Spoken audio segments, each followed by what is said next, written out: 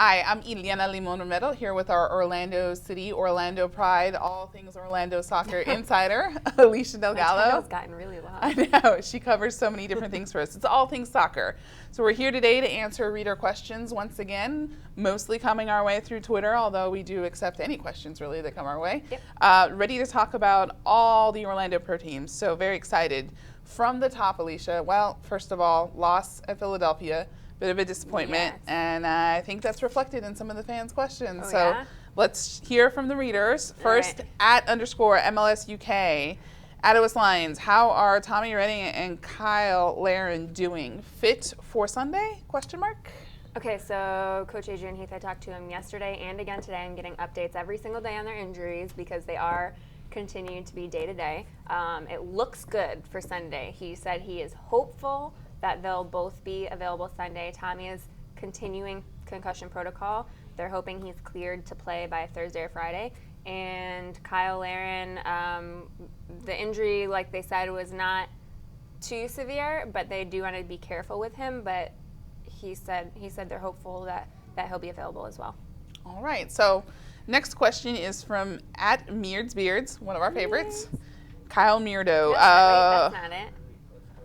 No problem. Kyle Meardo's the next one on my list. Where do we go up top while Laren is still out? So presuming Kyle Laren is still out for whatever reason, false 9 didn't look like it worked last week. Do we go with Carlos Rivas or Julio Bautista? Is he ready to start? What are they going to be doing with the formation?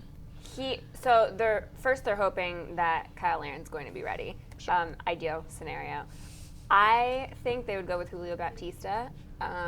Adrian said last week that, he went with him, he put him in, he subbed him in last week. He said he wasn't fully ready to play, but he did say that if he were ready, if he had a few more days under his belt, then ideally they would have put Julio in for Kyle. Mm-hmm. That's the hope, that's the ideal situation, that's the plan. And Carlos Rivas is more of a wing player in an ideal scenario. So. All right.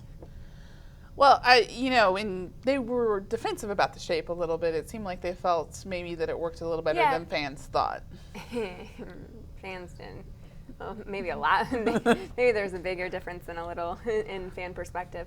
But, yeah, Carlos is a really offensive-minded person and player as well. So Adrian Heath mentioned that sometimes he doesn't really think about the defensive side of the game. So you put him in when you need to score a goal, when you're down, when you need that forward-minded person, and it's okay that you don't have as much defense.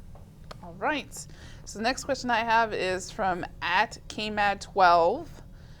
Kyle There it is. Media, yeah, @OS Lions. Most coaches start subbing in the 60th or 70th minute to get fresh legs.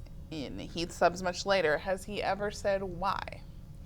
So he hasn't said why in relation to a whole general body of work of why that is. I think if you look at just last year, that was probably because they didn't have depth to sub those people in. And I think in this last game, he did address why. He said that he felt that the team was relatively comfortable in the shape that they were in. He didn't want to mess things up by putting in subs who weren't quite all the way ready yet. Like Julio Bautista, he said he wasn't ready to play yet. He didn't know how long he could play. He didn't know how he would look in the game, and he thought it would be a risk putting him in.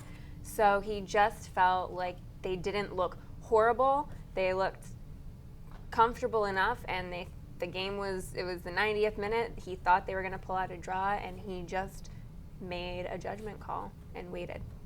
So when we talk about risk, though, he's not just talking about risk of the shape or risk of the team surrendering a goal. He was speaking specifically to fitness, right? Yeah, fitness risk as well. He didn't want to risk putting Julio in when he's not ready and pushing him, and then he gets injured. And then people are saying, well, you idiot, he only played, he only trained for 5 days. Why would you put him in for that long? Blah, blah, blah, So he meant risk in a total sense, risking the draw, risking the formation, and risking the fitness of the subs. So it doesn't take long then when you do have to make those kinds of judgment calls, and it does translate to a loss for there to be questions about a coach's longevity. At OCSE Pundit asks, Inchi is notorious for late subs. How much room for error do you think he has this year? Wow, this is kind of early, but how much room? They were one of the last teams left who were unbeaten. This is the first loss of the season. Almost every single other team in MLS has a loss already and multiple losses. So I think it's really early to be thinking about that. I'd say he doesn't have as much wiggle room as he did last year in their inaugural season, but I don't think he has to be worried after just one loss. That's how the pressure goes, though, and I don't think he would have it any other way. All right.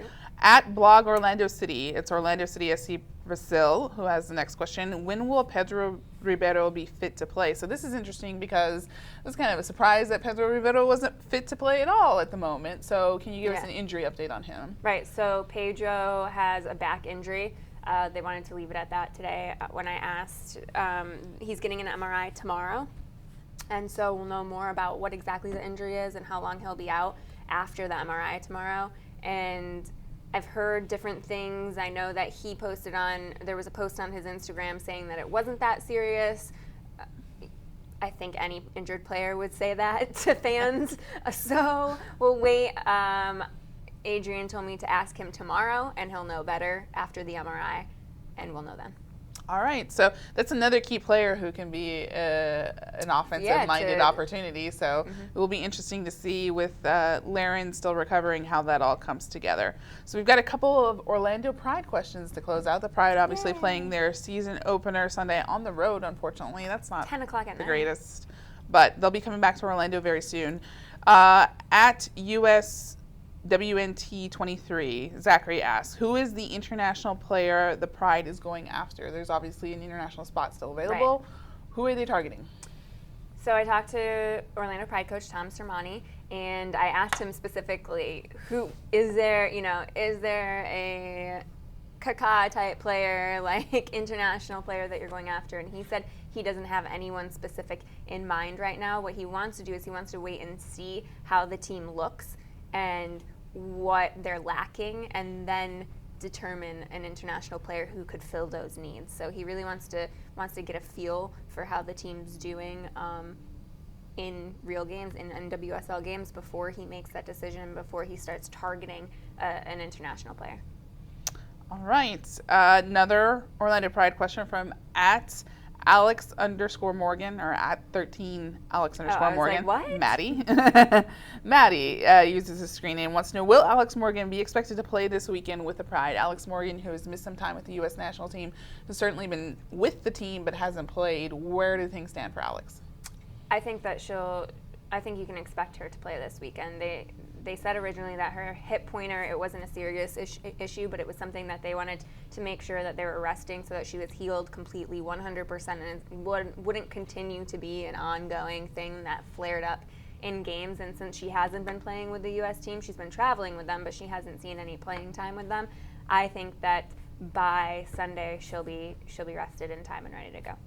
Huge opportunity for them, and big to have her in the lineup. All right, so for all the latest Orlando City, Orlando Pride, Orlando City B news, be sure to keep following Alicia Delgado. Send us your questions to @OSLions. We're looking for them in particular right after game action. You can send them right after the game, Sunday, Monday, leading up until Tuesday at 3 p.m. And we'll be back on the air Tuesday at 3:30, ready to answer your questions. Yep. With Alicia, I'm Ileana Limon Romero at the Orlando Sentinel. Thanks for joining us.